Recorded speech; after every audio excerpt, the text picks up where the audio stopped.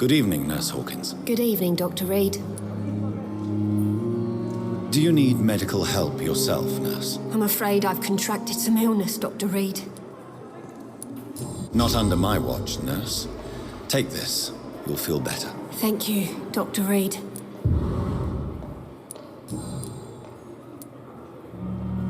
Milton cheats patients out of their money at this hospital, Pippa. Are you his accomplice? Yes, I am. Is this your definition of being useful?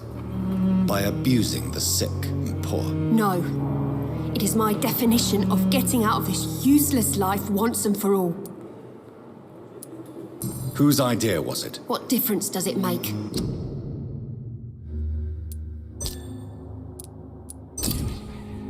We did it together, and I'm guilty as charged. Answer my question. It was my idea first, even though Milton would say it was his, to protect me. Why do you do it? Why not? Most of the sick who paid for a bed are already dead, or will be soon. Don't you see the futility of all this?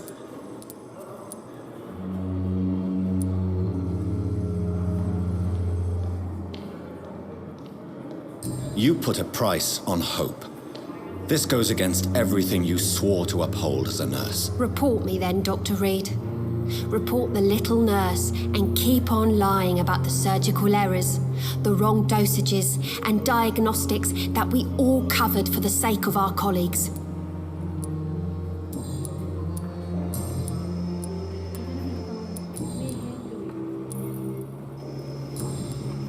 Goodbye, Nurse Hawkins.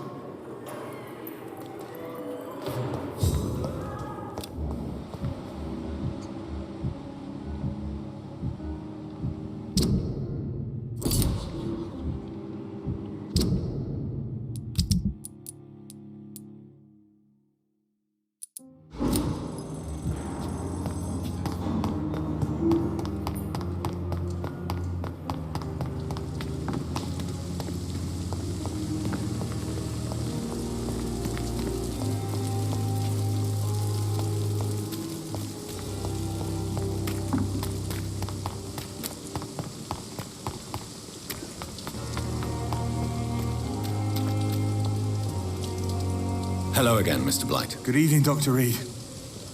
You doing your rounds as usual? Do you need medical attention, sir? Afraid so. In the war, I was always worried about picking up something, getting some infection. Unfortunately, I've got that fear in London now. Throughout history, some diseases have done more damage to armies than any weapon created by man. You were wise to be careful. You're working at the Pembroke Hospital, aren't you? That's a good enough reason for me and Oswald to go there. Goodbye, Mr. Blight. Take care of yourself.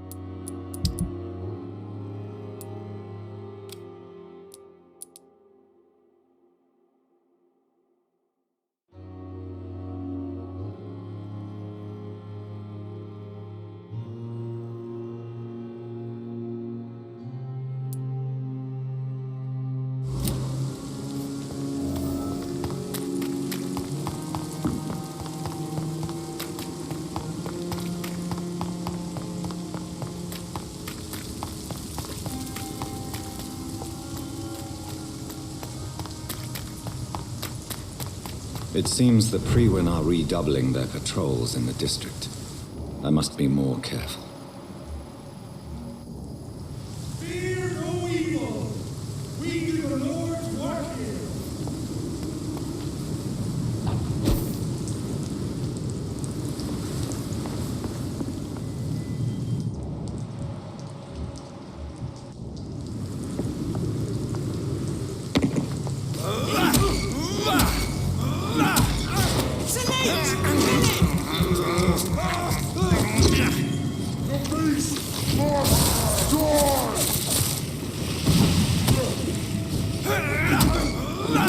Keep your eyes on it!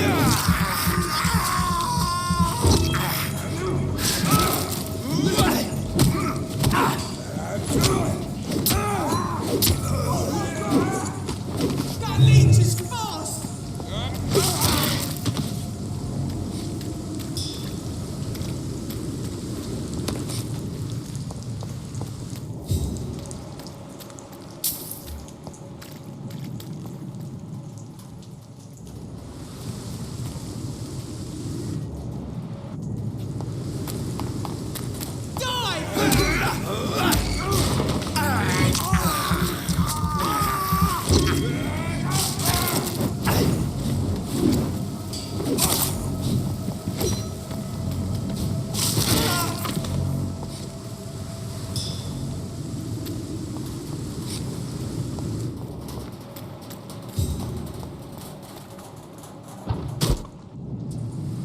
Watch yourselves! This one of them!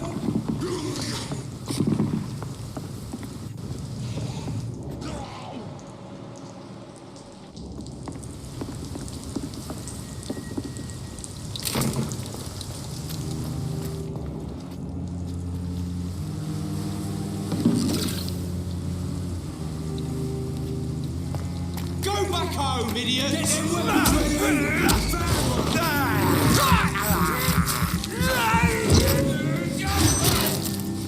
Eat this!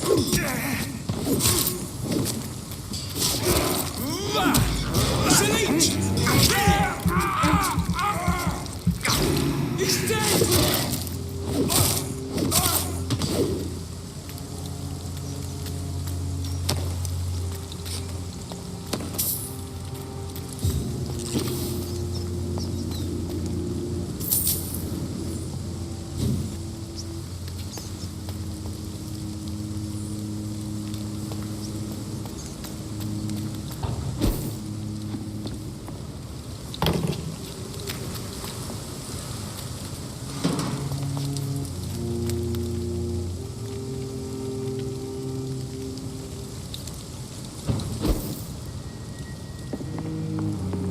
It's locked.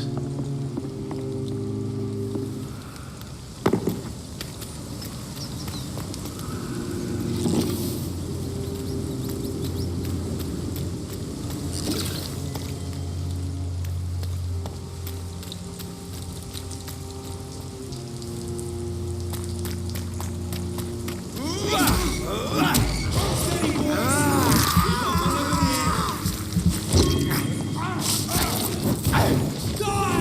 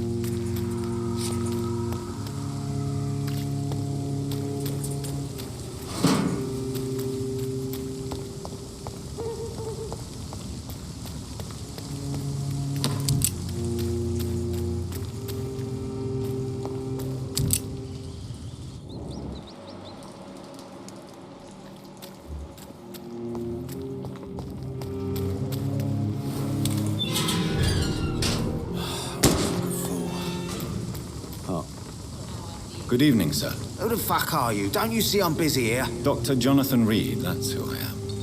And who are you? Ah, some fancy gentleman we've got here. Clear off. We don't want strangers on our streets. So you won't tell me your name, then? The name is Booth Digby.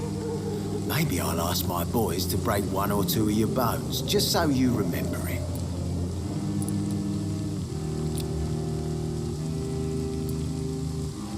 Do you know where I can find Sean Hampton? I need to talk to him. The sad saint. Why on earth do you want to talk to him? He was one of my patients at the Pembroke Hospital. Oh, yeah. I heard the poor bastard had been abducted by some cunt. You better ask Tom Watts. He knows Sean Hampton well. Are you some kind of vigilante patrolling these streets at night? Something like that, but the police aren't in charge here. We are, see? So you're a concerned criminal, is that it? Using funny jokes about me and my boys, are you? Fuck. You must have some balls. I saw many men like you during the war, Mr. Digby. Greedy little cockroaches who feed on despair. I could kill you for saying that. But, nah. You've been a soldier. I can respect that. So, tell me about your gang, then. What? Have you got a death wish? You really want me to answer that? Well, yes. You seem so proud of your status. Why not tell me who you're working for? Oi! I'm the boss, all right? The Wet Boot Boys work for me. All of them. Situation round here is better than other districts because of us. Because of me. What can you tell me about this part of town? Things ain't that bad, thanks to us. We give people what they need, and we control this borough. Well, you're not doing a very good job. People are still dying here like everywhere else. Yeah, well, we can't be everywhere all the time. And Edwina says if we can find more guns, we could be more efficient. More efficient? Really? You should probably tell Edwina that guns are useless against diseases and infections. Incredible. You know what? You're lucky she can't hear you right now. She's more smart than patient. My sweet queen of the docks.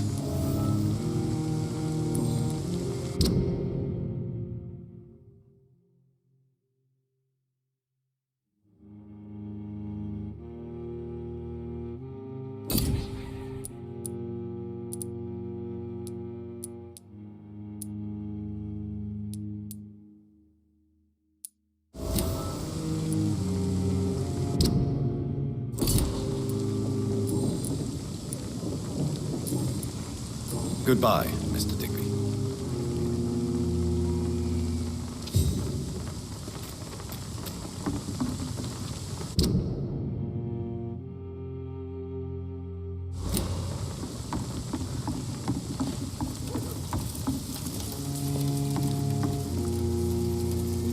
Good evening, miss. I am Dr. Reed. May I ask you a few questions? Who are you? What do you want? As I just told you, I'm a doctor. From the Pembroke Hospital, actually. The Pembroke Hospital, you say? I don't have any money for you leeches. I'm not here for charity, Miss... Miss Edwina Cox. So what do you want then? Fancy buying something from me, maybe? I'm looking for Mr. Sean Hampton. Do you know where I could find him? The sad saint? I heard he was mugged or something. Yes, he was. But he left hospital recently. You don't say. Well, I suppose it's good news for the homeless and the useless. Ask them, they must know something.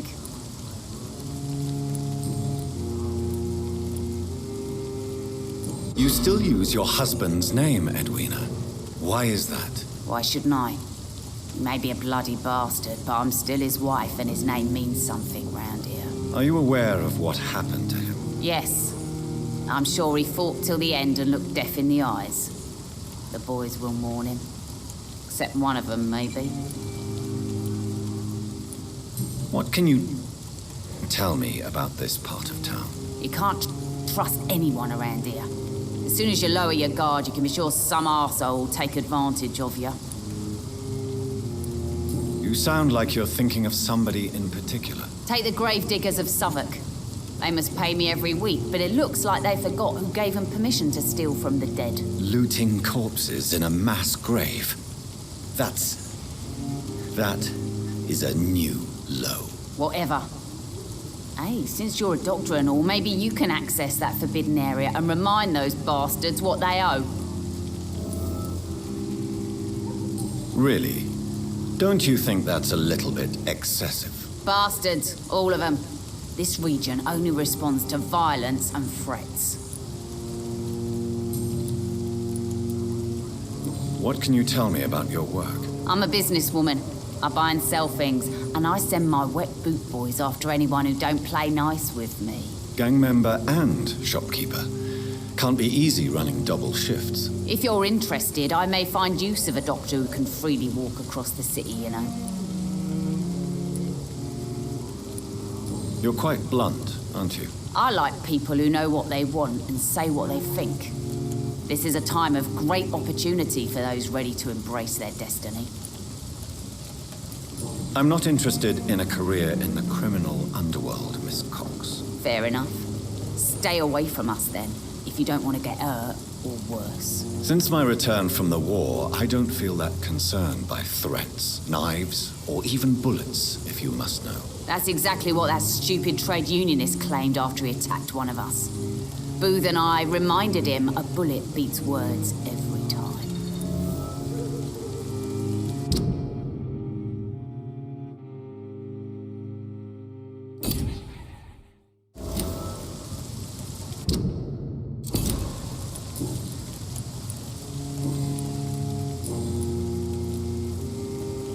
Booth Digby looks at you with love-struck eyes. Tell me, Edwina, is the feeling mutual? You have no idea how refreshing it can be for a woman to receive all the pleasure she needs. For once. I'll take your word for it. What is it, Doctor? A woman's not supposed to talk about these things.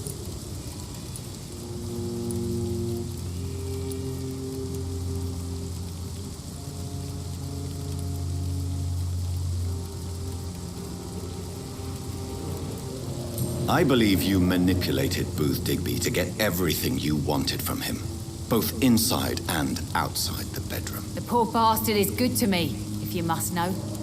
He makes me feel good. And that's a first. So you're just like any other couple, after all, are you not? Yeah, we're so ordinary that I'd put a bullet in his head if he ever cheated on me. Tell me about the man you and Booth killed, Edwina. The bastard killed one of us and received retribution. There's nothing else to say. And your conscience is clear. You kill without hesitation. Violence is an efficient tool, Dr. Reed, when used properly. So you decide who lives and who dies, just like that. Yes, Doctor. Just like that. I'm not saying it's fair. I'm saying it's my way of dealing with troublemakers. What happened exactly? I don't know, and I don't care. One of ours was killed by that communist bastard, but he didn't brag for long. So you have no idea what really happened, but you executed him anyway. No one messes with the wet boot boys, Doctor. This is our territory, and this is our law.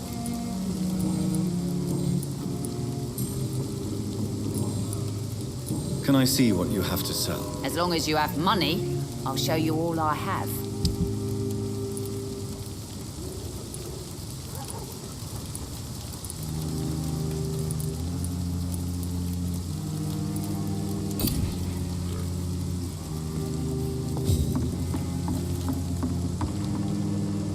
You again. What do you want? Tell me about the man you killed, Booth. What happened? One of us had been killed, so we had to retaliate. That's the whole story. There has to be more to it than that. No, really, one of us got killed, so the killer had to die. That's how things have always been done round here. No one gives a shit.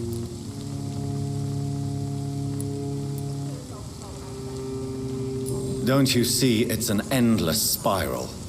One day, it will be you who'll be stabbed, or shot, or worse. That's what my sweet Edwina always says, that one day I'll get it too. But she says it with the most beautiful smile, my Edwina. Do you know Edwina suspects you to be unfaithful? Edwina's the one who asked to be called Mrs. Cox, even though Clay hadn't touched her for such a long time. You have not answered my question. She's a passionate woman. I've no doubt she'll shoot me down if I ever betray her, but that's not going to happen. I love her as she is.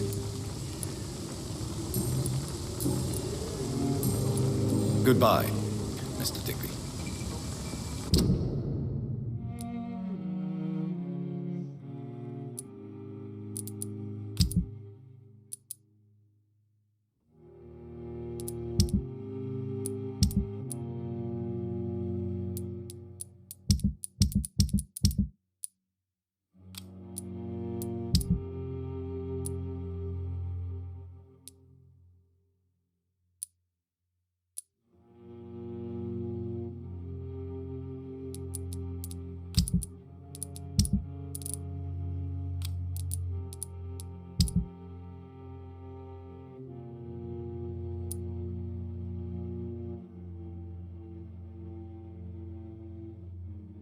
Got no idea who she's dealing with.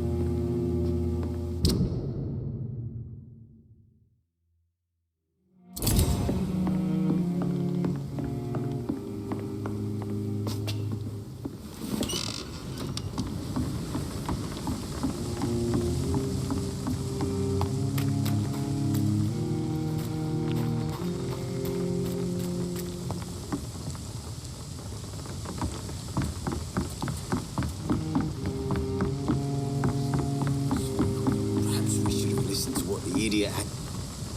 You again. What do you want?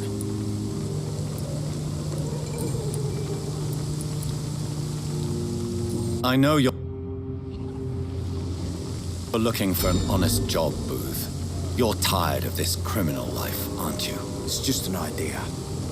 Edwina loves to run things so much. You can never really leave the gang. Wet boys for life, you know.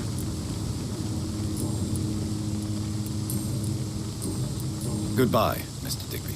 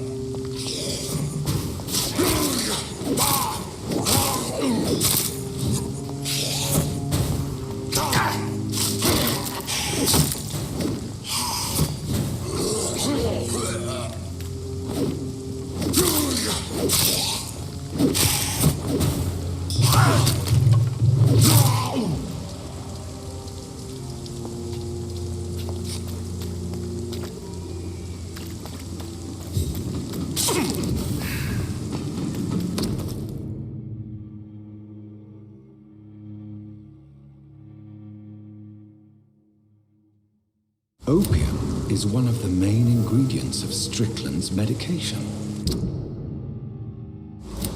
Never a good move.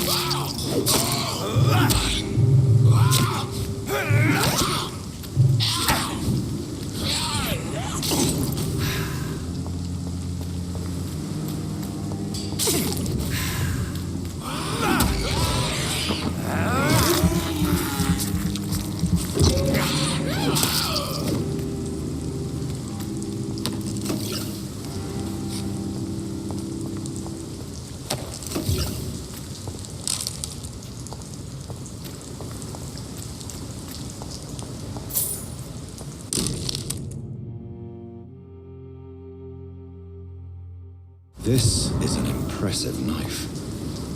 There's a name engraved on the metal. Clay.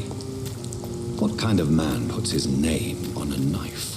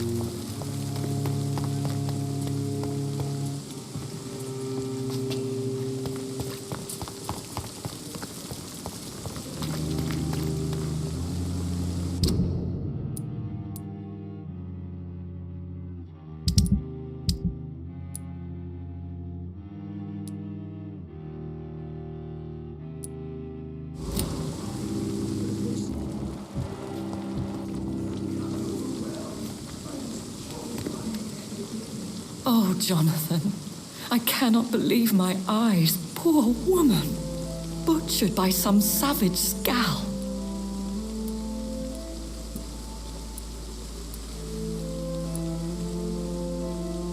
Yes, and I'm afraid I'm at least partially responsible. The man, the scowl, I brought him here. Jonathan, how could you say such a thing? Forgive me if I feel despondent, for there seems to be no end to the suffering and death that surrounds us. I'm always here for you, Jonathan. I have experienced a certain difficulty when faced with holy symbols or trying to enter religious buildings. Have you? Now that's quite a question. I don't know why, but yes, it has happened to me. Aren't you frightened? Very little scares me, my dear. To be compelled to avoid symbols of faith does not concern me. Is this a sign? The hand of God in action? Are we repellent unto heaven? I don't have the answers, Jonathan. But I believe superstition and magic is just fact awaiting the lens of science. What do you know of Ascalon?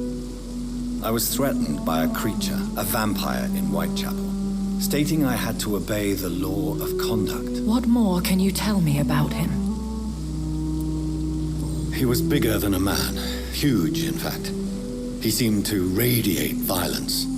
I thought he was going to tear me apart. Then he vanished. Fergal, the executioner of Ascalon. You were fortunate he was not after you, but rather out doing his master's bidding. What is Ascalon? The Ascalon Club are the most powerful vampires in Britain and exert tremendous influence. Take my advice and stay well away. Have you embraced this woman, like the other patient, this Mr. Renfield? Her name was Amelia. And no, I did not kill her. I vowed a very long time ago that I would never take another life, unless they ask. Is there sufficient vitality in the blood of the sick and dying patients? Yes, Jonathan. The hunger gnaws at me every waking hour. Frankly, I'm starving. Temptation surrounds us. Rich, vital. How can you resist? Over the years, any pleasure I once gleaned from feeding is long gone. I drink for sustenance. And though I still thirst for more, I restrain myself. Thank you, my lady. I hope to see you again soon.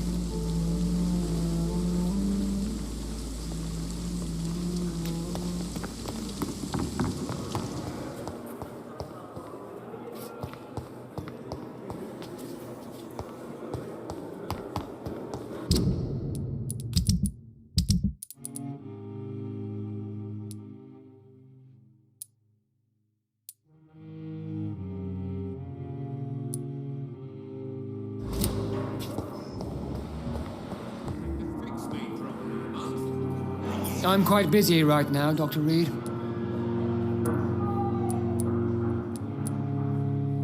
Thank you for your time. We'll talk later. Good evening, sir. Good evening, Dr. Strickland. And good evening to you, Dr. Reed. Can I be of any help? I located the shop, but it was vandalized, and the owner is missing. All I found was your order. I was afraid of such bad news. People are so desperate they're ready to burgle a shop for drugs. That's quite a list you ordered. Opium, sodium hypochlorite. It can't be just headaches you're trying to cure. This dreadful influenza, of course. I already ran some tests on hopeless cases. Without success, I must admit. Do you realize you could create a lethal poison without the correct dosage? Then there are the legal ramifications. Is this not true of any medical substance, Dr. Reed? However, if you would agree to improve it, I'd be glad to accept your help. As long as you promise to be scrupulous with your experiments, I may try to gather these substances and even help improve upon the mixture. That's all I'm asking for, Dr. Reed. That's all I'm asking. Goodbye, Dr. Strickland. Oh, sweet girl. Good evening, Dr. Strickland. And good evening to you. Strickland put his patients at risk with opium. Perhaps an adjusted formula will deliver more of a placebo effect. I want to know about these secret tests you run, and if they can save people from this epidemic. Speak to me now, Thoreau. I know I may sound presumptuous, but I'm just following your steps, Dr. Reed. I'm casting away the shadows of ignorance by daring to face them. Self-confidence is essential in our line of work, my young colleague, but only if tempered with the correct amount of cynicism. But you never doubt yourself, Dr. Reed. I've read all your articles and books. You performed the most daring research during the war.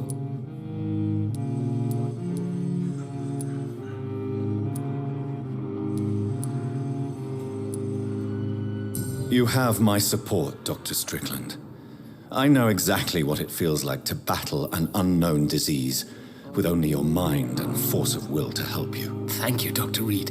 You don't know what that means to me. Tell me, Thoreau, what's the real cause of your dislike for Dr. Ackroyd? He refuses to admit that your blood transfusion technique is the only way to save Mr. Fiddick. I'm convinced we must use it. What Dr. Ackroyd really said is that you lack the skill to perform this operation efficiently. Is there anything you have to say about this? It's a false conceit. Dr. Ackroyd secretly envies your reputation. His jealousy blinds him. I'm not the real target here.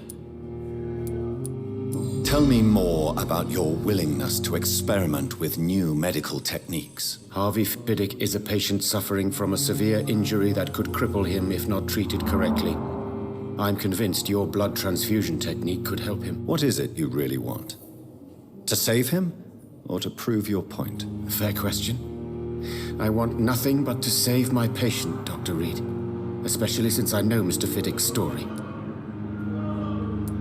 Tell me Mr. Fiddick's story. Our first diagnosis was compromised because Mr. Fiddick lied to us about the real origin of his injury. He first claimed it was an accident. But why would he hide such crucial information from us? Because he is a proud father, ashamed of putting his children at risk because of his own negligence.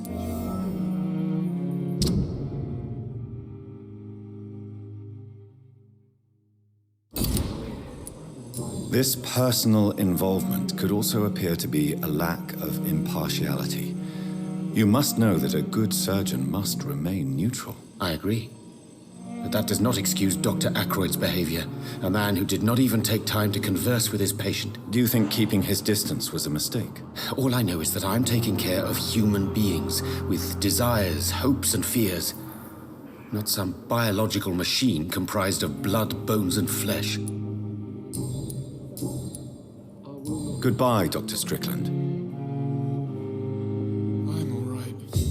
Don't waste your time with me. Good evening, Mr. Fiddick. Good evening, Dr. Reed. Any news about my operation? Tell me about your injury, Harvey. Why do you feel so guilty about it? My wife died because of me. And now I may lose everything because I've been careless enough to hurt myself. What an arsehole. You can't hold yourself responsible for your injury, Mr. Fiddick, unless you tried to hurt yourself. Of course I didn't hurt myself. But I can't work until my arm is fixed. My children need to eat, Doctor. My wife died. How could your job be responsible for your wife's death? I was working a double. She went out to bring me a hot meal and got caught in a German bomb raid.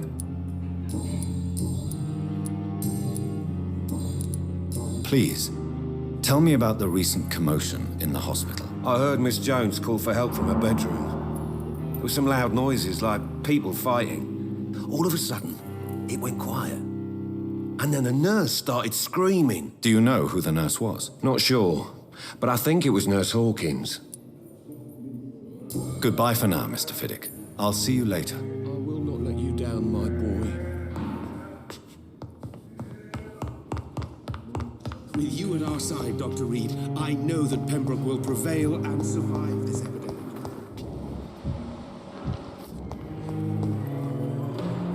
Good evening, Nurse Hawkins. Good evening, Dr. Reed.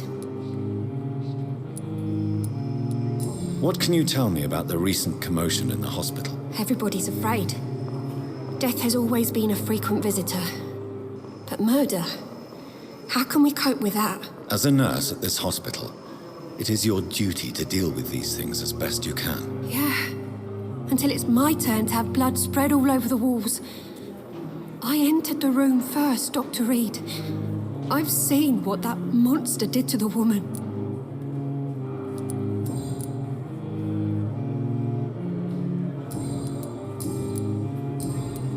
Goodbye, Nurse Hawkins.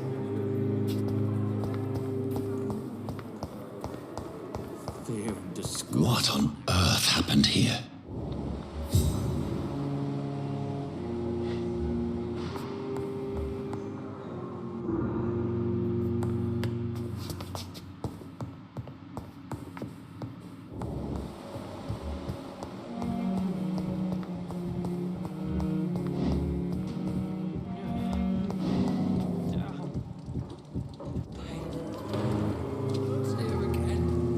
Good evening, Dr. Tippett. Dr. Reed, any good news to share? Can you tell me anything about the recent commotion in the hospital? It's a tragedy, pure and simple. The hospital is meant to be a safe haven to all. We failed the people who trusted us with their care. Do you think I should not have brought Mr. Hampton back here? It's not your fault. You rescued that poor soul. It was the Christian thing to do. But we should have noticed his instability.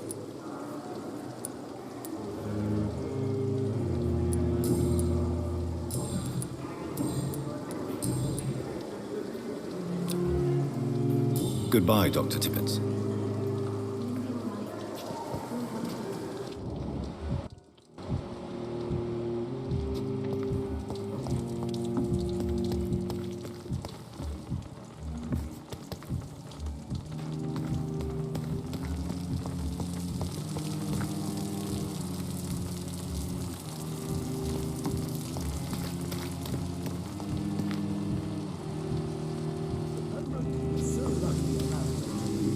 How may I help?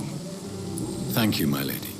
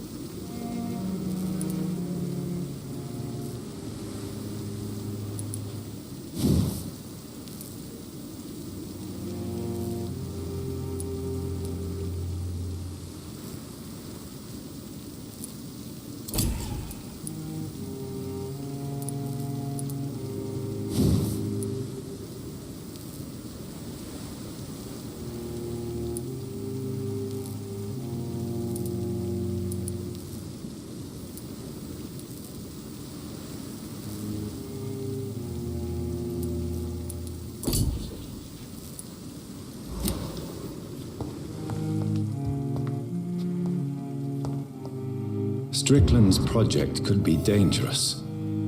I have a mind to report him to Dr. Ackroyd.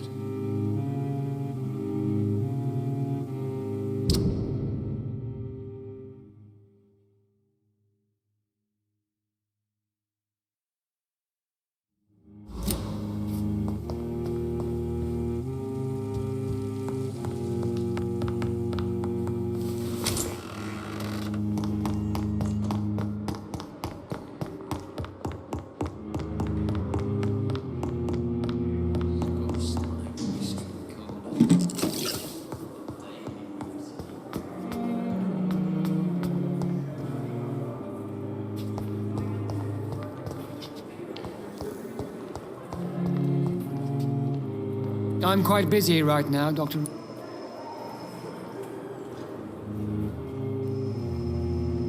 Thank you for your time. We'll talk later. I will not let you down.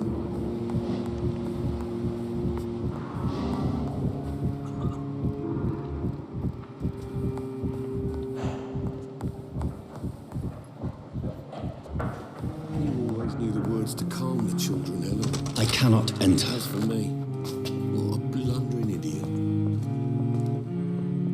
Good evening, Doctor. How is my son doing?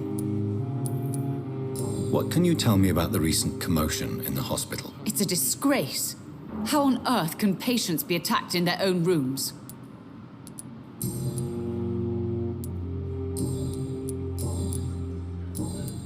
Goodbye, Mrs. Goswick. Good evening, Mr. Goswick. How are you? I'm okay. But in the circumstances, I'm willing to give you the benefit of the doubt. How painful is your throat, Mr. Goswick? So painful I'd rather not talk at all, Doctor. What can you tell me about the recent commotion in the hospital? I had shouting coming from the first floor. I was asleep when it started. I have to go now, sir. But don't hesitate to contact me if you need any help. I'm all right. Apart. Don't waste But your in the time with me. circumstances, I'm willing to give you the benefit of the doubt. My sweet girl. Reads me like a book.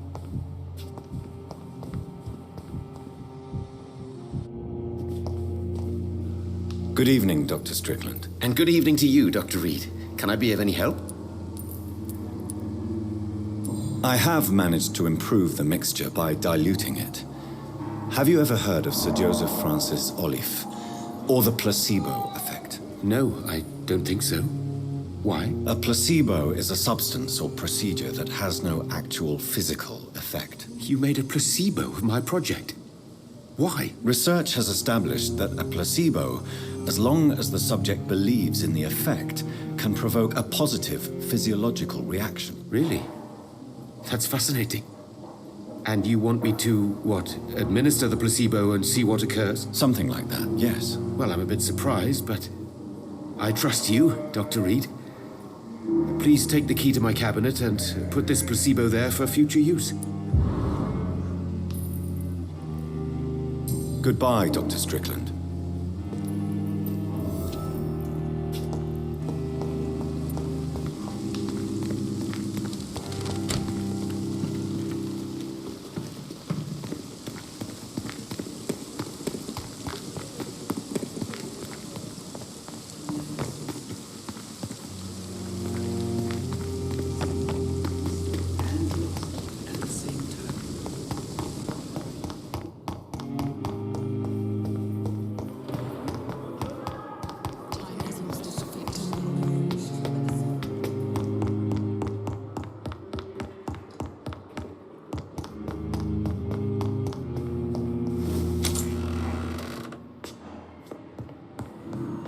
It's locked.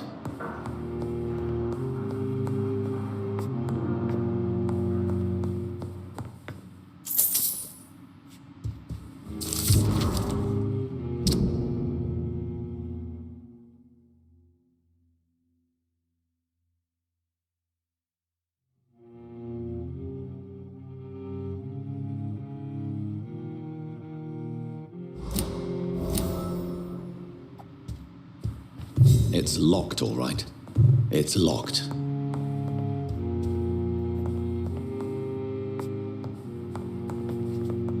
At least Strickland can't kill anyone with this formula.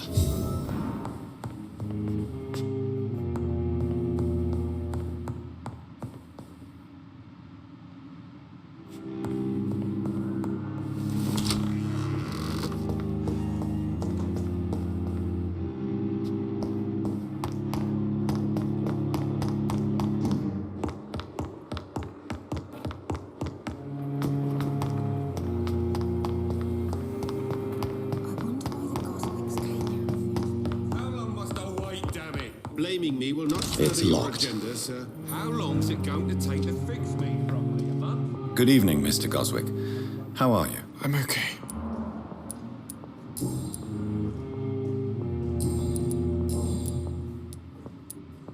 Your medical report says you're not affected by the Spanish flu.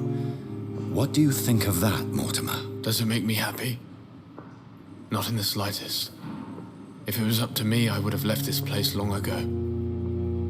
I know I don't belong here. And why do you think you don't belong here? I know the staff have more important things to do than look after me. There's plenty of patients here who need their attention.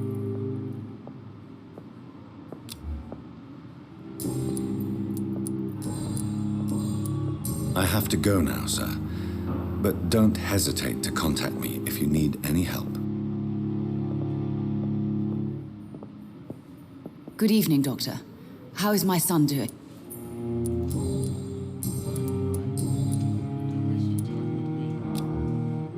I've read your son's medical report, Beatrice. It's not the flu or anything life-threatening. What has you so worried? He was at death's door when he was brought here. I just want him to be better as soon as possible. He's not out of the woods yet, you know. He might need to stay here longer than expected. Take care of him then, Dr. Reed. People here only seem to focus on contagious patients. I worry my poor Mortimer will be neglected. Good evening, sir. Doctor. What can you... Not much to... Goodbye, Mrs. Goswick. Down, my boy. Come now, we can handle this. I'm quite...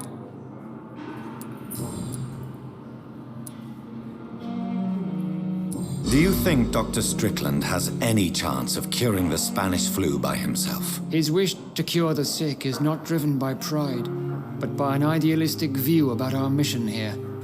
Honestly, I don't know which is worse. You consider him a good practitioner, yet you will not report his methods. Strickland may be a rival, but I will not use dirty tricks or regulations to prove him wrong. We are doctors, not politicians.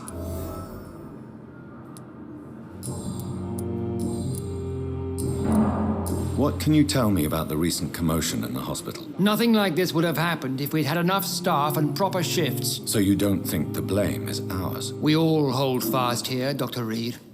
Our methods may differ, but we are all trying to make a difference. Thank you for your time. We'll talk later. With you on our side, Dr. Reed, I know that Pembroke will prevail and survive this epidemic. I'm all right. Don't waste your time with me. I will not let you down, my boy. We may lack the resources, but we have some of the most brilliant... Good evening, Dr. Strickland. And good evening to you, Dr. Reed. Can I be of any help?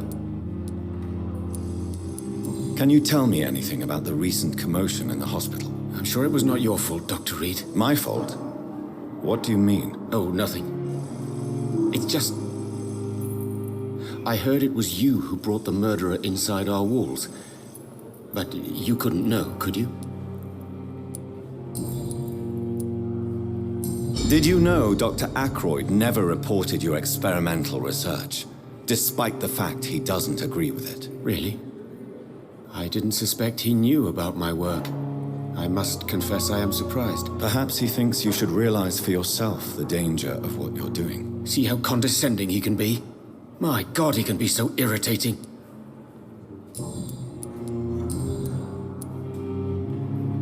What do you think of Dr. Ackroyd's aversion to modern medical methods? It's a shame he's so narrow-minded. Dr. Swansea taught me that science is about exploring uncharted territory. I'm convinced that's true. With the influenza and all that's going on, you should put your differences aside, don't you think? Why is it so difficult to work together? I believe that if Dr. Ackroyd had been the one to discover the transfusion process, he would be the first to recommend its use. So you believe it's just a question of jealousy and pride? Dr. Ackroyd is as proud as he is blinded by his obsolete concept of medical science.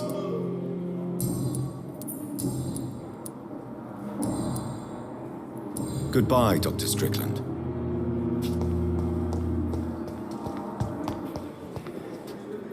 I'm quite busy,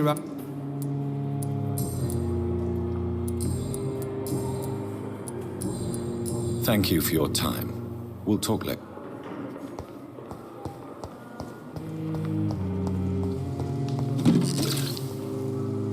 Good evening, Miss. I need blood, Doctor. Is there anything you can tell me about the recent commotion here? Many things can happen under cover of night, Dr. Reed. But I took no part in this massacre. But did you see or hear anything? I can't say I did. But the smell of fresh blood almost made me faint, Doctor. I'll leave you, Mistress of the Dark. The pain. It's it. Good evening. Evening. How is your stay with us, Mr. Elwood? Oh, it's bliss. I just escaped death in the trenches to be surrounded again by the moans of the dying. Can I ask you precisely why you're a patient here? It's the pain, sir. The drugs don't work. It just hurts under the scars, if you get my drift. Can I do anything for your pain? Nurses gave me a bunch of pills. No effect. Told you.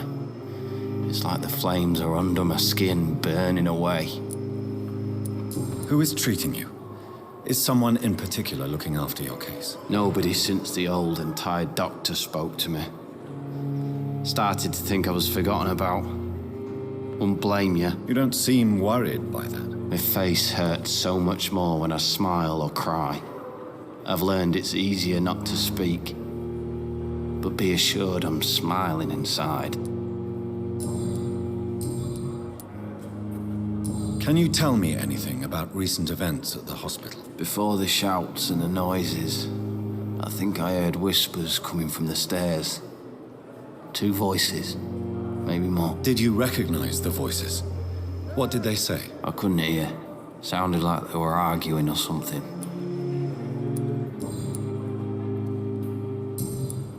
Goodbye for now, Mr. Elwood. Fear and disgust on every street corner. The daily routine.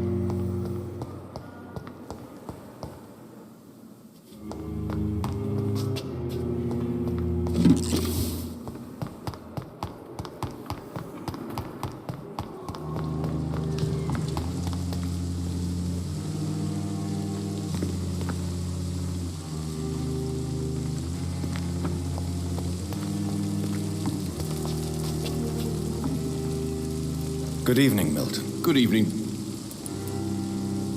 What can you tell me about the recent commotion in the hospital? Someone killed Miss Jones in her room, and Mr. Hampton's gone missing. Doesn't take a genius to piece it together. You don't seem shocked by any of this. Why should I be? Whoever did this must be long gone by now. And besides, he got rid of the old bag.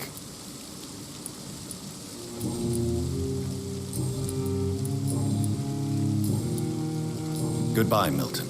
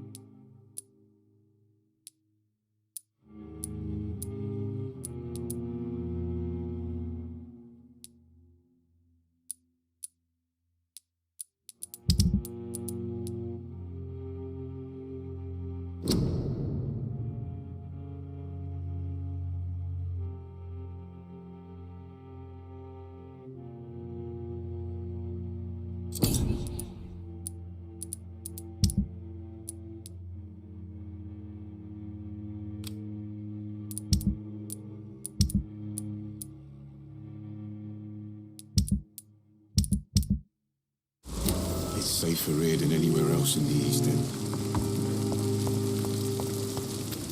The patients are not fools. They know we are. Good evening, Nurse Brent. Good evening, Doctor.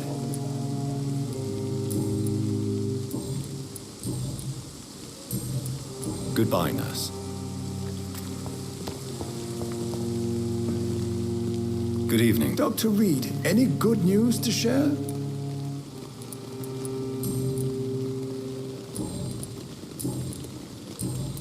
Goodbye, Dr. Tibbet.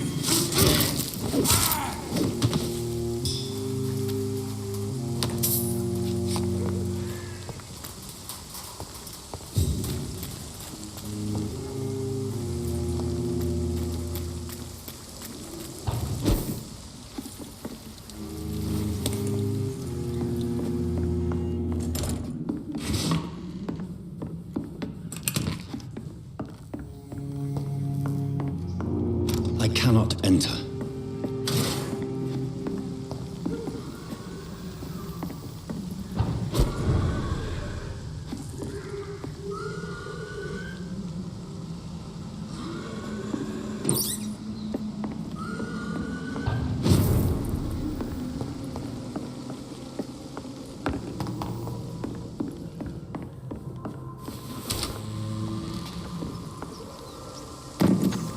It's locked.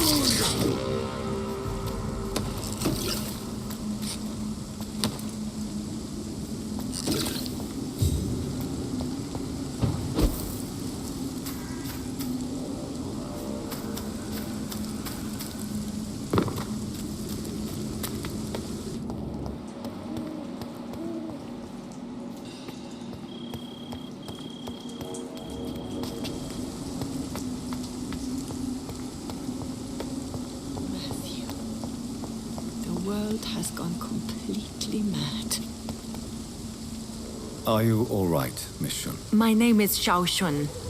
This is the proper way to address someone in my country. I do apologize, Xiao Shun. Are you all right? Yes, I am. This is the only place where I can find some kind of serenity.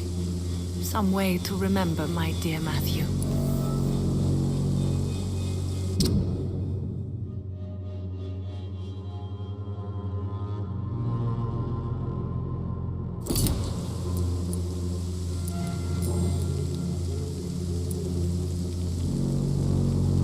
You should go home now. No, not yet. I miss my dear Matthew so much, and I can't forgive myself. You realize you can't stay here forever, don't you? Eventually, you'll have to leave the cemetery. Why? Why should I go? Since this is the only place I can find peace of mind.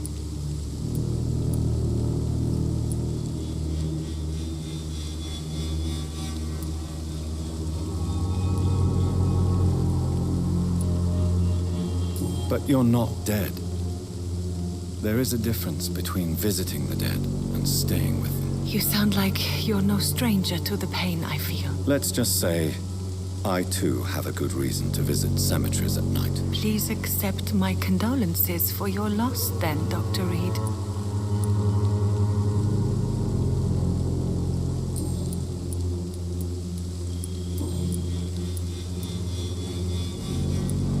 Are you on your own?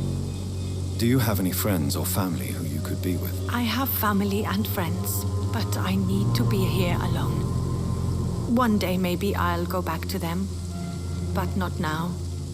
I need silence, and I need sadness.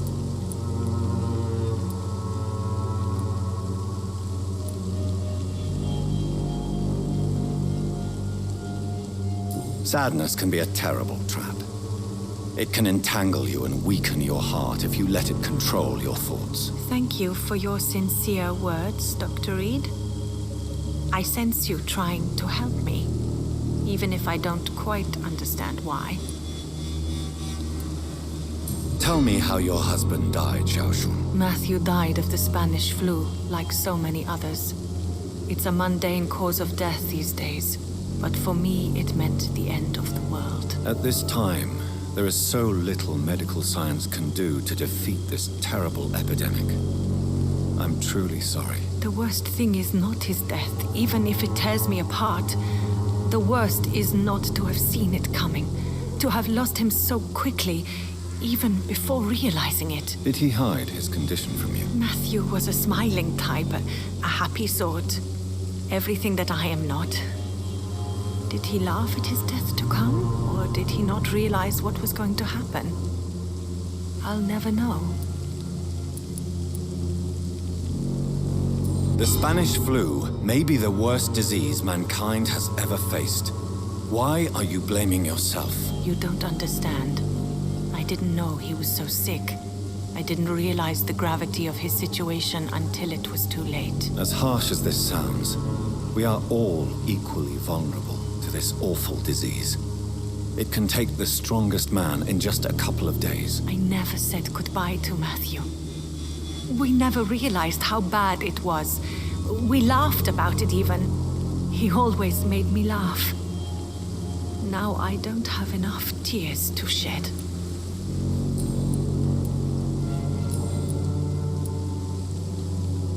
Are you a doctor yourself? Is this why you feel so guilty for not saving your sick husband? No, I am not. But I still need to blame someone for Matthew's death. And who else, if not his wife, who did not see it coming? I'm a physician, one of the best in the country. But I was unable to save my own sister, Mary. She died in my arms. Why tell me this? Is it supposed to make me feel better? No. But I felt I should share it with you, since she is buried here too. May I ask what caused the death of your sister? You could say she was also killed by a terrible disease. A disease I have sworn to fight and cure, no matter how long it takes. Thank you for sharing that with me, Dr. Reed. Maybe it's time we start to rebuild our lives, you and I. You should go home now. I think you're right. Cemeteries are for the dead, for they need silence too. Thank you for your honesty and your wisdom, Dr. Reed. Thank you for your company, Xiaoshun. Take care on the way home. Maybe I'll see you again in Whitechapel. Goodbye for now. Goodbye for now. Matthew, the world has gone completely mad.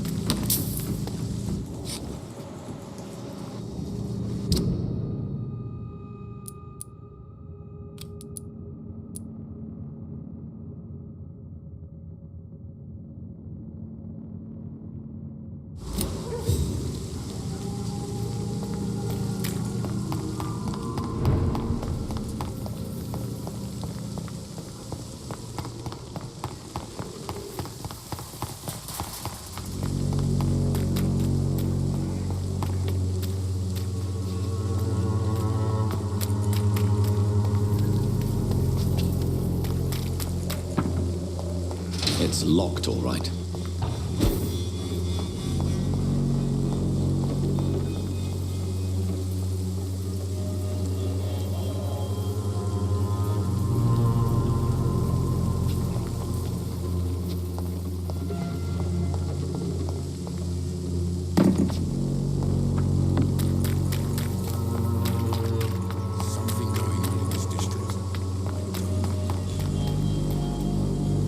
Good evening. His father. Don't you fear getting sick yourself? Faith gives me all... No doubt your faith will prevail. But let me give you some extra protection against the devil's work. Medicine. Blessed be your generosity, my son. I have had enough for tonight. Goodbye.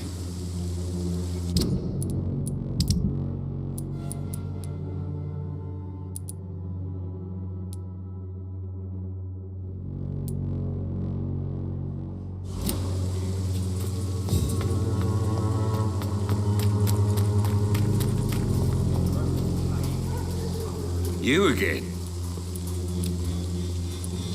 Can I offer you my medical expertise, Mr. Peters? Keep your medicines for others. There is a thin line between pride and stupidity, sir. Please take this medication. You'll feel better. All right. I'll take it then. It's not like I don't appreciate the gesture.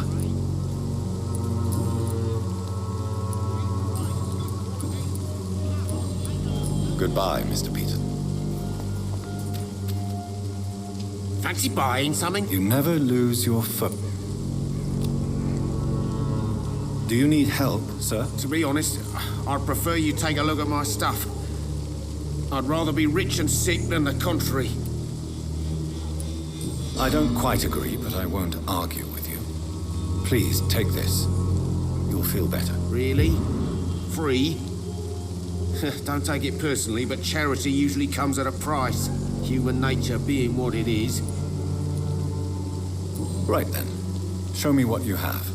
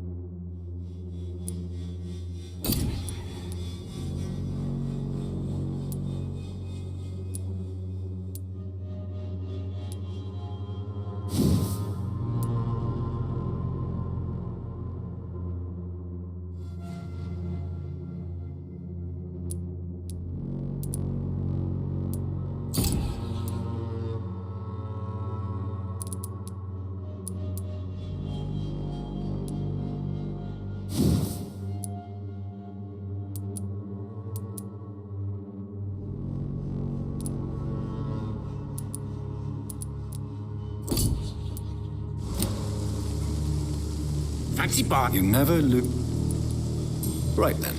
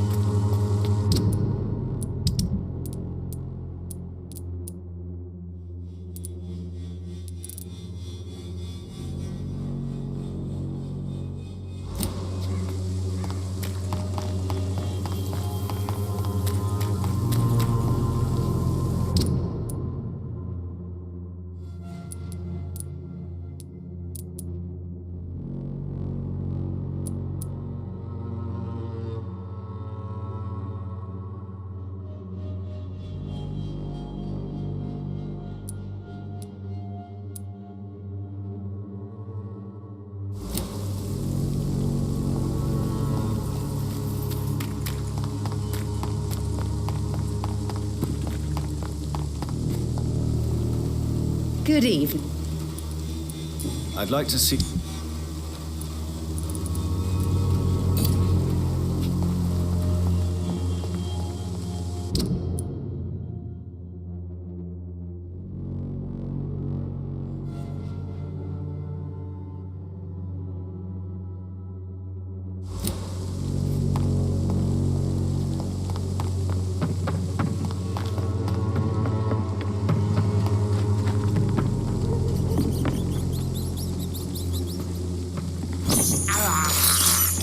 This is despicable.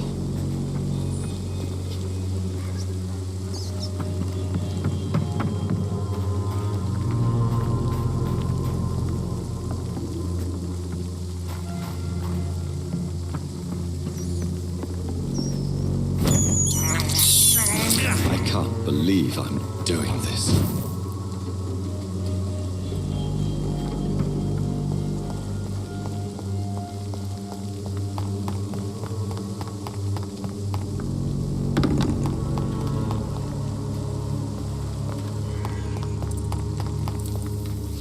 End up another drunk arsehole.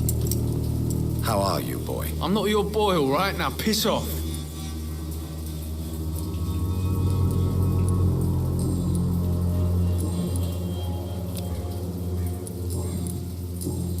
Goodbye, young man.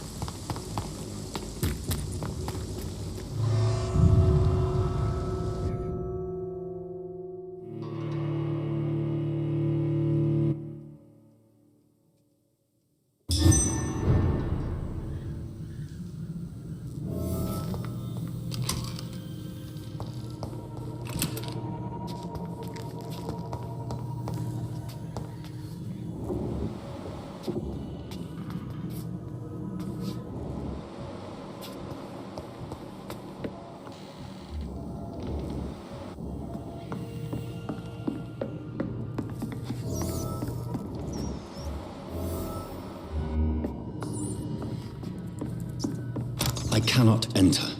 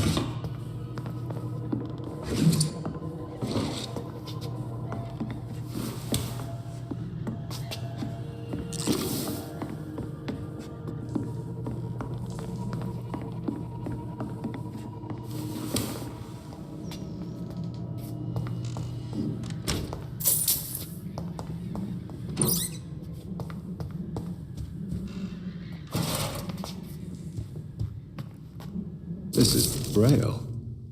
I need someone who can read this.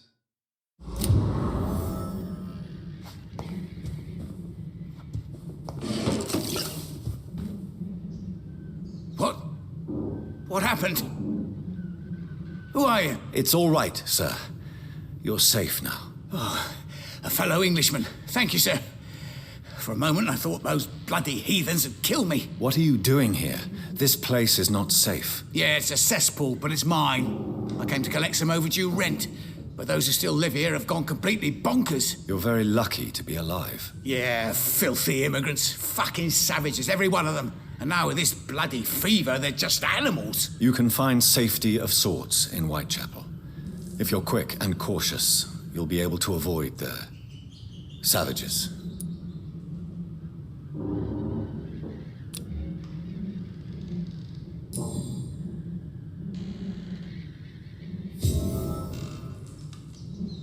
You had better return to Whitechapel without delay.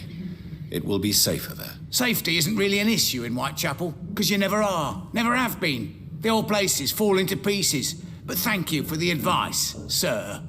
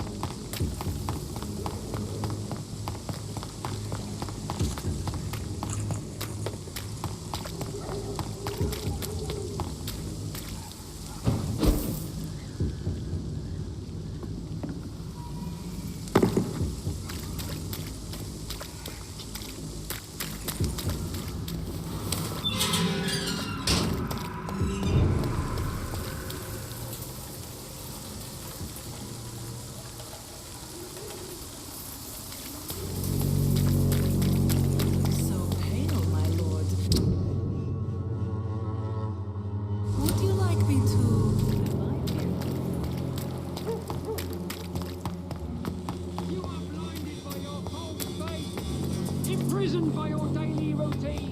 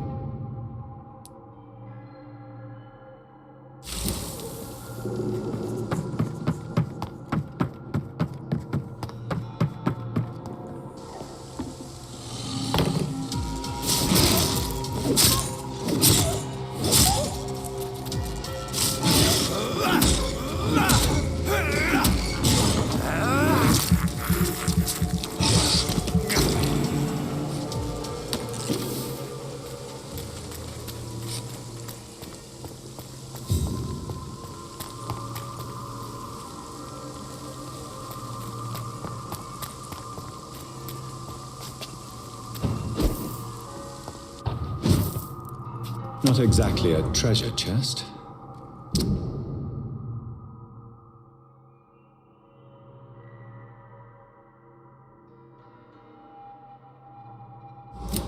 A love letter from Joe Peterson's wife, addressed to Barrett Lewis. Who should I give it to, I wonder?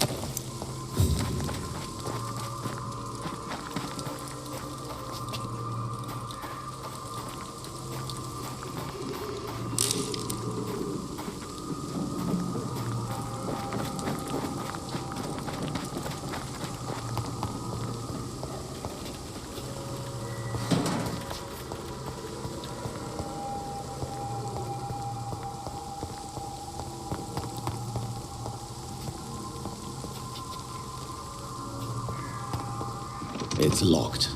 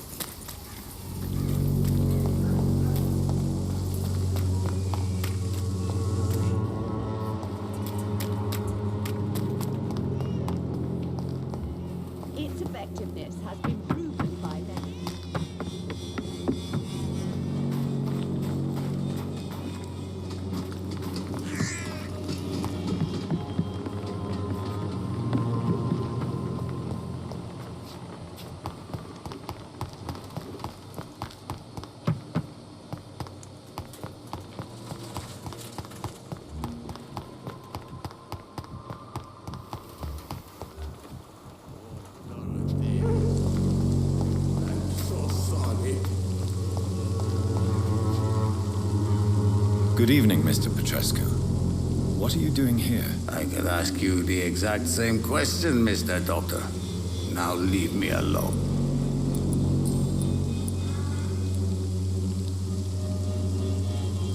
Tell me everything you know. I do not be...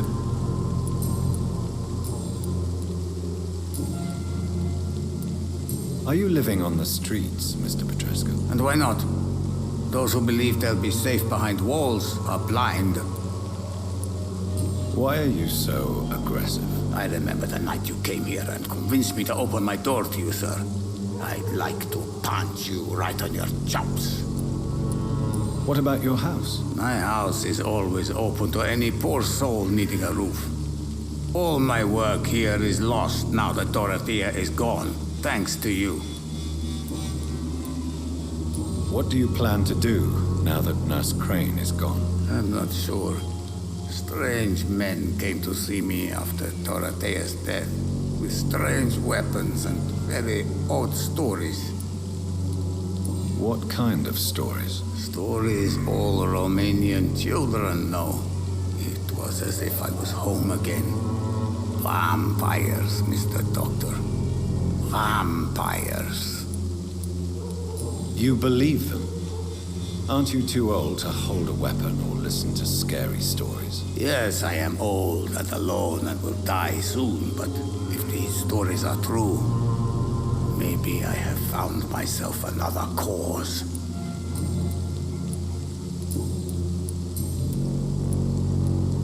I heard what happened to Nurse Crane. How do you feel, Mr. Petrescu? Everything was going well until you arrived. Dorothea helped people and will be sorely missed. I regret it too. I wish she'd continued working at the Pembroke Hospital. She was a good nurse. So you put an end to the operation. Did you put an end to Dorothea as well? You seem to have a lot on your chest, sir. What's wrong? I heard you are a famous surgeon. Tell me, what did you do to Dorothea? She was so bright, so clever. Then you made her an empty shell. I didn't use drugs or medical trickery, Mr. Petrescu.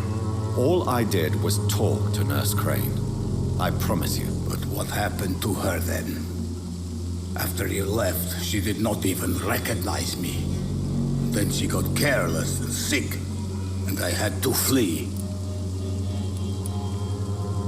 Did you refuse to publish Richard Nethercott's previous works, Darius? Yes, his manuscript is as pompous as he is starched. Now there's a man who loves the sound of his own voice. You could have told him so. As a great writer recently said, politeness is the most acceptable hypocrisy. Tell me... I do not believe...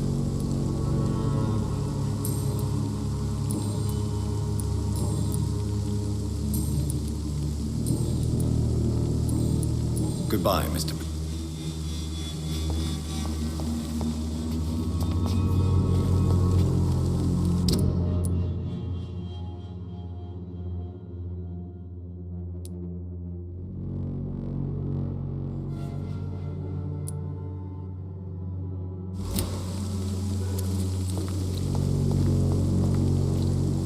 Good evening. Sure.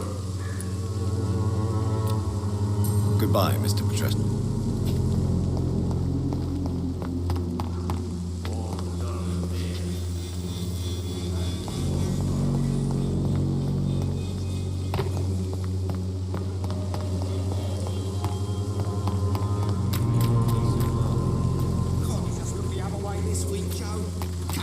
Sort it out, right? It's not my call, Baron.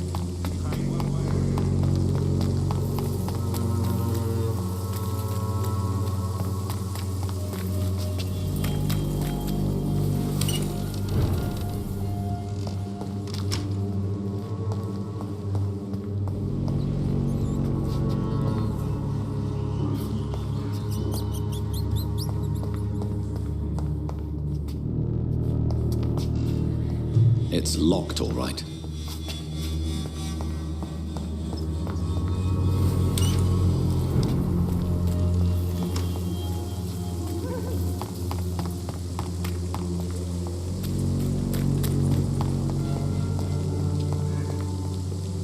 Good evening, Benjamin. Can I help you? I'm afraid not, Miss...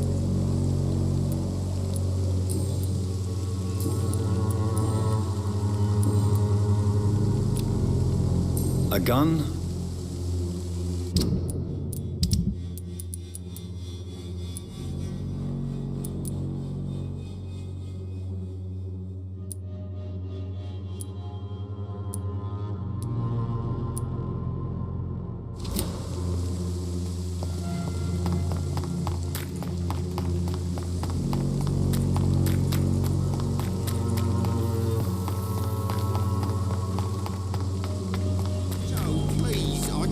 Your money. Come on, Barry. Fancy buying something, sir? You never lose.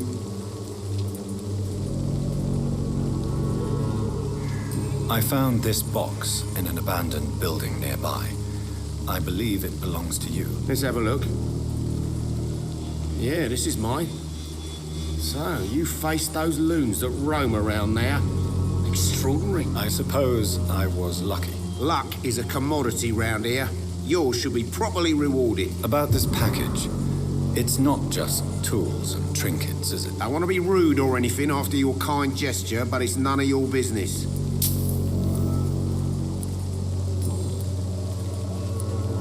Barrett, you had an affair with Joe's wife, didn't you? Yeah, I did. She's the only woman I loved. My first regret is that she stayed with Joe after Harry was born. The second is I never shed a tear when she died. Did you ever try talking to Joe? Never. But I suspected he knew everything, even without knowing it. And he decided to make me pay in his own way. Do you mean you're Harry's father? No one will ever know for sure. And it's better that way.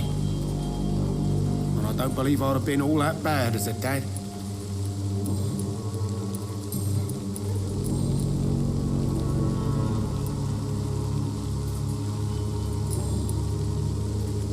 Goodbye for now.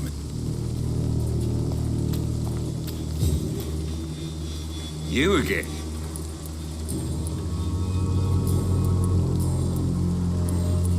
Goodbye, Mr.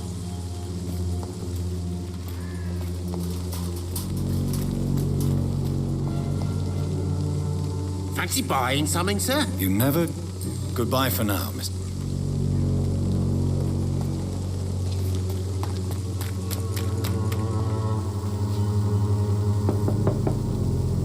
Good evening, Harry. May I come in? Sure. Sure. Even my dreams are soaked with glue. So, may I ask you a few questions? I'm not bothered.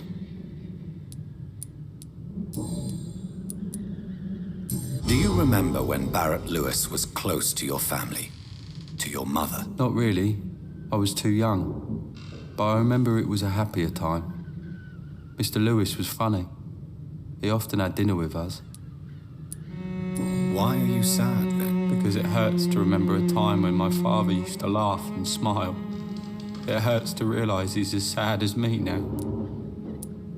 How was he towards you? He was nice, I guess. He never forgot my birthday. He always offered me books. I liked books.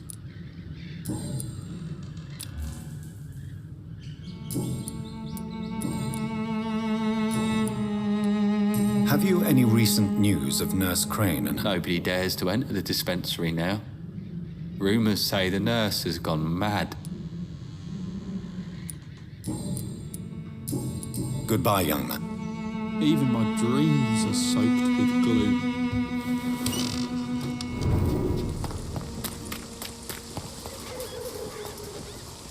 Fancy... You never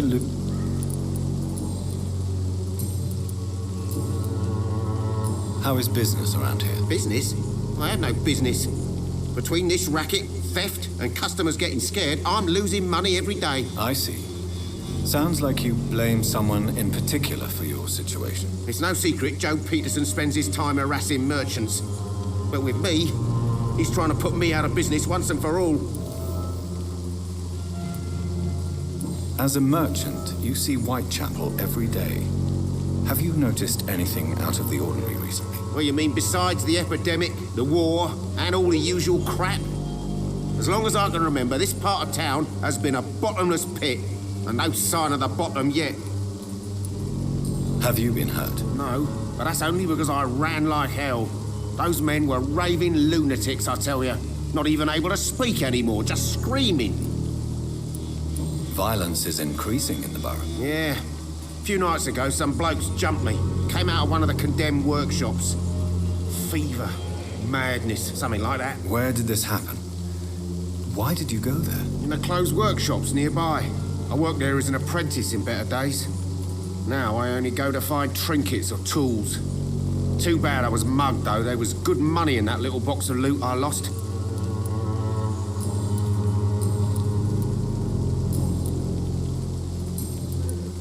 Do you have any news of Nurse Crane and her dispensary? It appears those who dare to get health care from that bitch are never seen again. Something fishy going on there, for sure.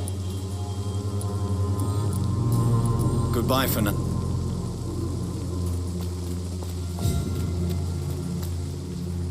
You again?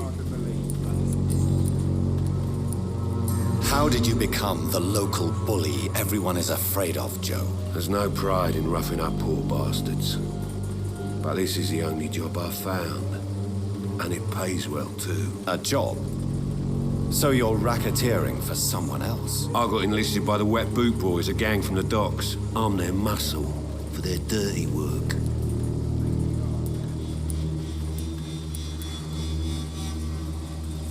Most people don't become thugs when unemployed. This is a choice you made. I don't care what you think, sir. I do what I have to do for my own reasons, and that's that. I'm not sure Mr. Lewis would agree with your by all means necessary philosophy, sir. Oh, do you really think he's the poor victim here? Barrett can be as sneaky as anyone. Long ago, I even called the bastard my best friend.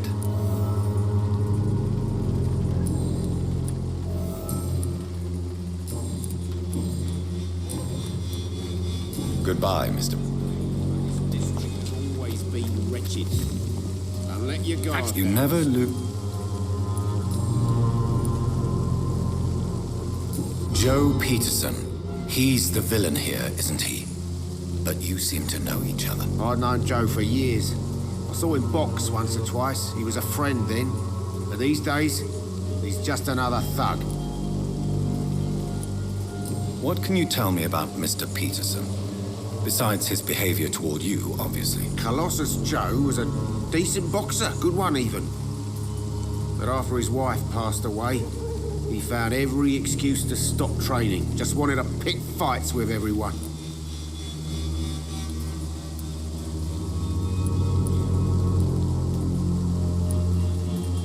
Without making excuses for him, it's safe to say that despair can poison even the sanest mind. We've all had some rough times, ain't we? But most of us don't use our fists to see us through. And no one has ever stood up to this thug. Nobody would be fool enough to stand against the Wet Boot Boy. What do you know of Harry Peterson? The boy seems so fragile. Not like his father at all. Harry's a good boy, but he spends most of his time complaining. He's had it tough, all right, but he needs to grow a pair. What troubles him exactly? Well, despite being his father's son, almost everything, I think. He never wanted to come to Whitechapel in the first place. Hates this place more than most of us.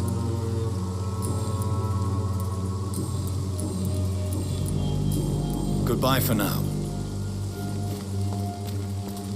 Cheap price, good quality. Come on, take a look. Don't be afraid. Good evening, Harry. May I come in? Sure. Even my dreams are soaked with gloom. So, I'm not bothered. your father and Mr. Lewis used to be good friends. What happened, Harry? I was young then. I don't remember Mr. Lewis ever coming back again after my mother died. Or was it after my father started bullying him? I don't know. Have you tried speaking to Mr. Lewis about it? I don't go out often, but yes. And he scolded me and told me to leave him alone. I guess my father frightens him too much. But you are not responsible for your father's actions. Am I not? Dad always says that he joined that gang for my safety. So if I wasn't born, people wouldn't be worrying about Colossus Joe.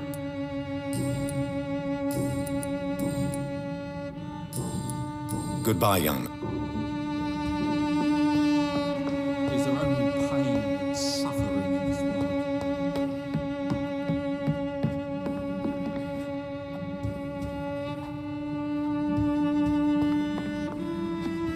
It's locked.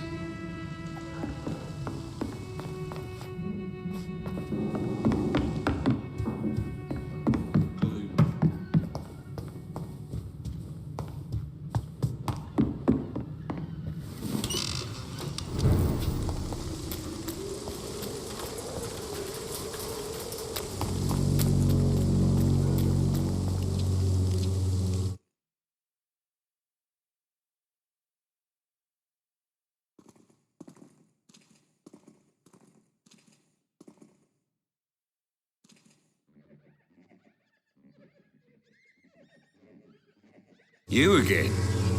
What do you want this time?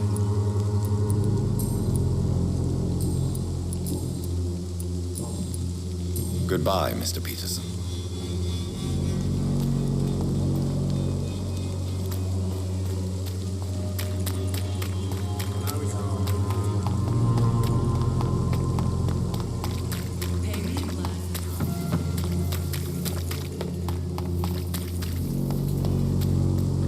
Most of them.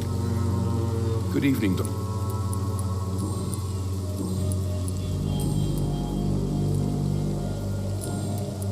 Have you any... It appears...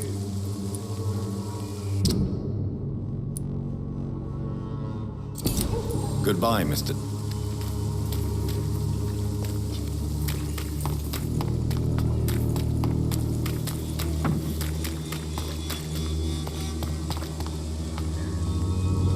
Good evening, Christian. Change your mind, Miss...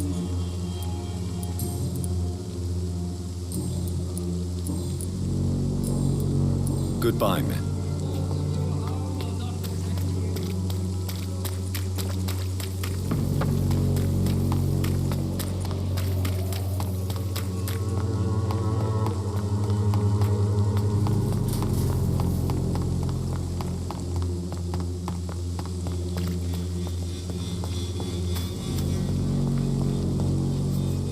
Good evening. And good evening to you.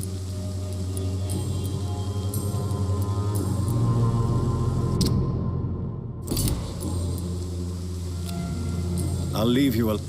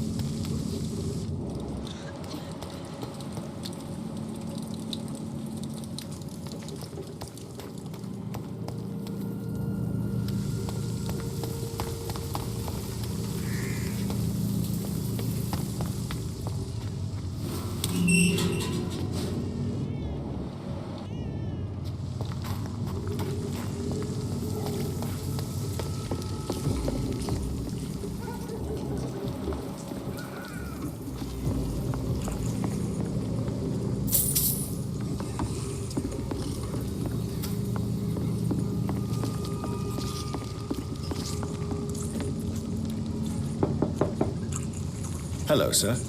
Sorry to disturb you at this hour. I'm a doctor inquiring about the epidemic.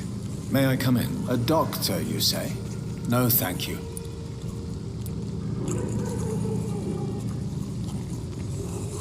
All right.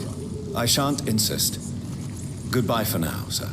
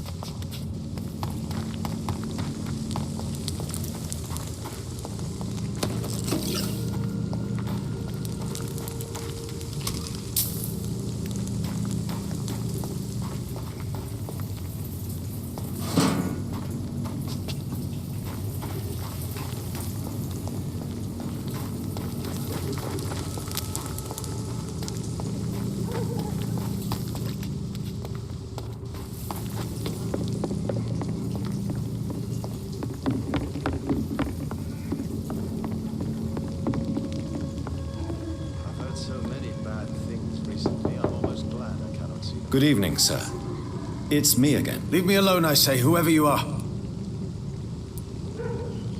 All right. I shan't insist. Goodbye for now, sir.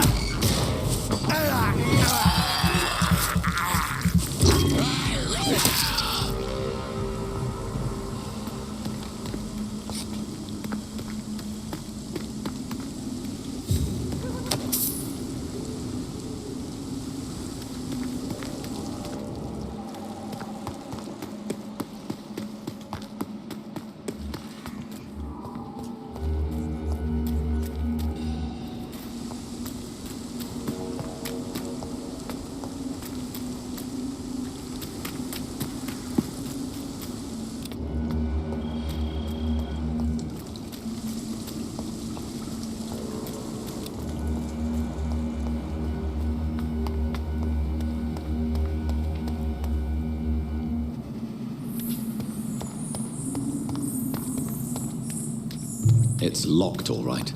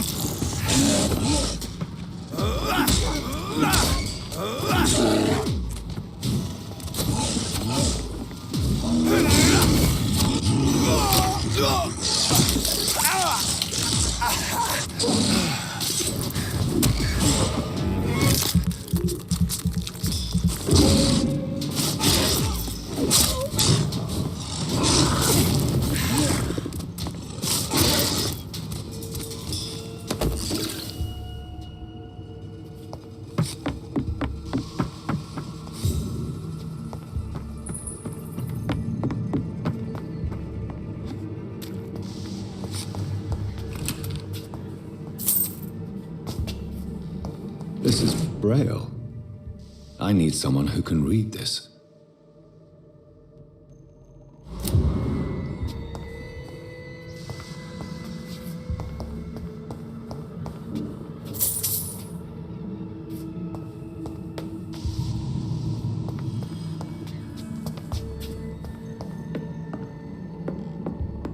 I cannot enter.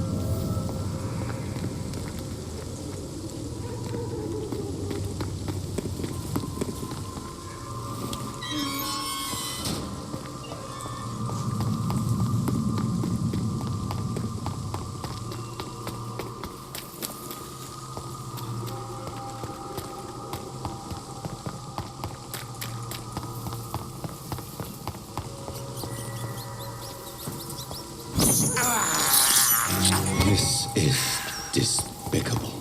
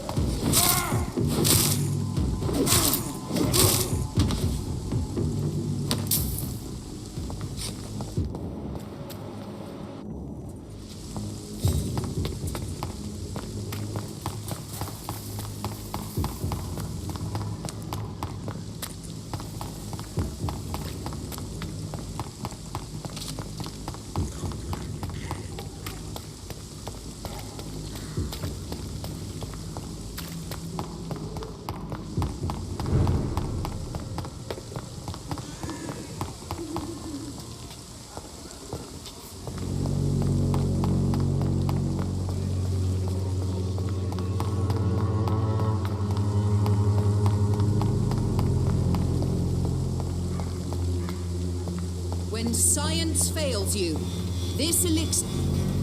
Good evening, my dear colleague.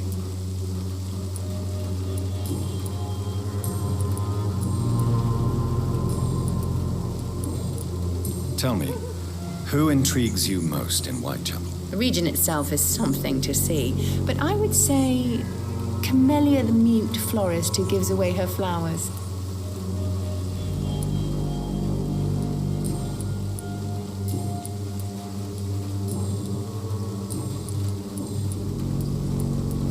Tell me. The region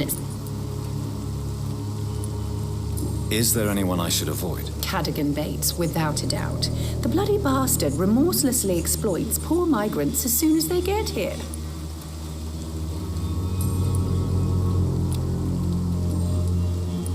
Goodbye, Miss.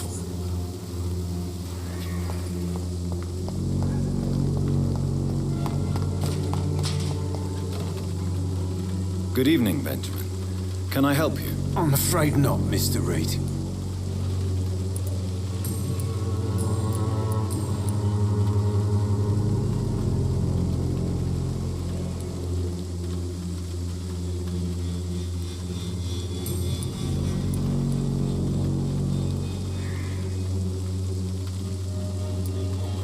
A gun, alcohol.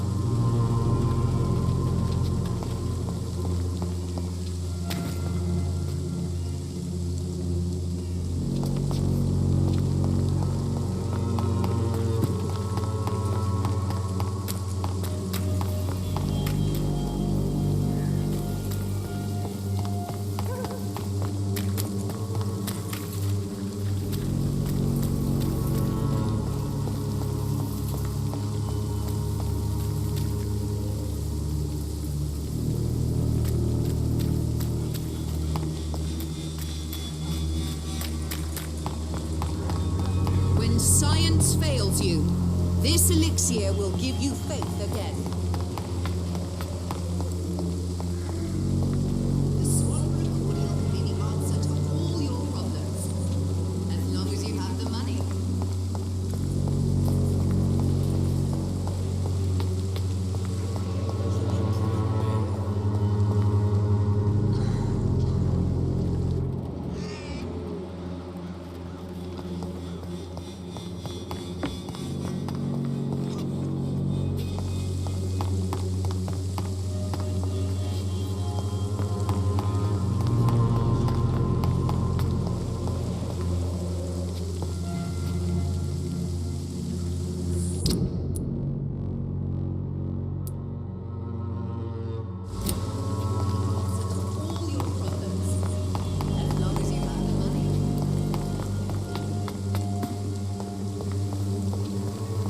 Its effectiveness has been proven by many. Even the flu.